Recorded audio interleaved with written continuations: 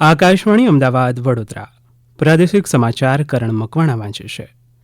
રાજ્યભરમાં શાંતિપૂર્ણ માહોલમાં સ્થાનિક સ્વરાજ્યની ચૂંટણી માટે મતદાન થઈ રહ્યું છે. ચૂંટણી પંચ દ્વારા પણ મતદાન મથકો પર વિશેષ વ્યવસ્થા કરવામાં આવી છે. સાબરકાંઠાના અમારા પ્રતિનિધિ યોગેશ સથવારા જણાવે છે કે પ્રાંતિજ નગરપાલિકા વિસ્તારમાં મતદાન માટે મતદારોની લાંબી કતાર લાગી છે. પંચમહાલના અમારા પ્રતિનિધિ વિપુલ પુરોહિત જણાવે છે કે હાલોલ નગરપાલિકાના કુલ 9 વોર્ડની 36 બેઠક માટે અત્યાર સુધીમાં સરેરાશ મતદાન 16.58%, કાલોલ નગરપાલિકાના 7 વોર્ડની 28 બેઠક માટે 20.89% સરેરાશ મતદાન નોંધાયું છે. જ્યારે ગોધરા નગરપાલિકાના વોર્ડ નંબર 7ની 1 બેઠક માટે સરેરાશ 4.44% મતદાન થયું છે. ગોધરાના 75 વર્ષના મતદાર રૂકૈયાબેન ટીલડીએ પોતાના પરિવાર સાથે મતદાન કરી યુવાનોને પ્રેરણા પૂરી પાડી હતી. બોટાદના અમારા પ્રતિનિધિ પ્રકાશ ભીમાણી જણાવે છે કે જિલ્લાની 34 બેઠકો માટે 77 બૂથ પર મતદાન થઈ રહ્યું છે. યુવાનો, મહિલાઓ અને શ્રોતાયુ મતદાર મતદાન મથકે પહોંચી રહ્યા છે. અમરેલીમાં નગરપાલિકાની 2 બેઠક, દામનગરની 2 બેઠક, સાવરકુંડલાની 1 બેઠક અને ધારી તાલુકા પંચાયતની 1 બેઠકનું મતદાન ચાલી રહ્યું છે. સાવરકુંડલાની પેટા ચૂંટણીમાં આયુર્વેદ તબીબ લગ્ન પહેલા મતદાન કરવા મતદાન કેન્દ્ર પહોંચ્યા હતા. દરમિયાન તેમણે દરેક મતદારને મતદાનની અપીલ કરી હતી.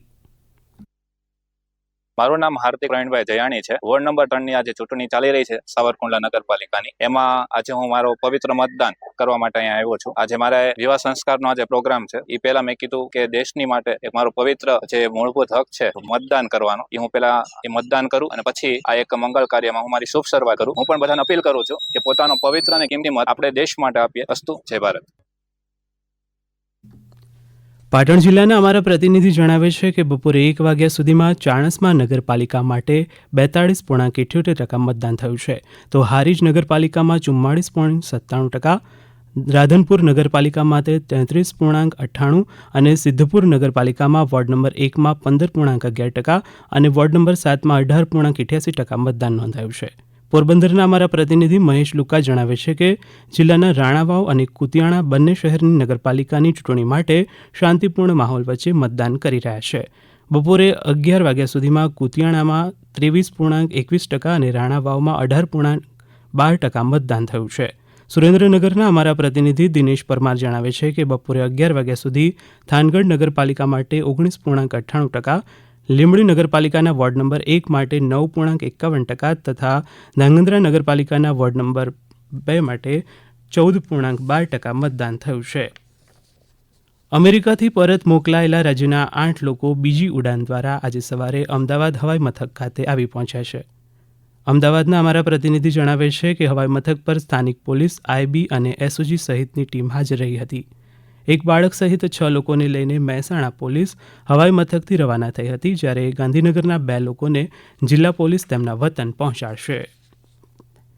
રાજ્યપાલ આચાર્ય દેવવ્રતે એક ખાસ લેખ લખીને વિદ્યાર્થીઓને પરીક્ષા અંગે માર્ગદર્શન આપ્યું છે. આ લેખમાં શ્રી દેવવ્રતે જણાવ્યું કે વિદ્યાર્થીઓએ પરીક્ષાથી ડરવાની જરૂર નથી.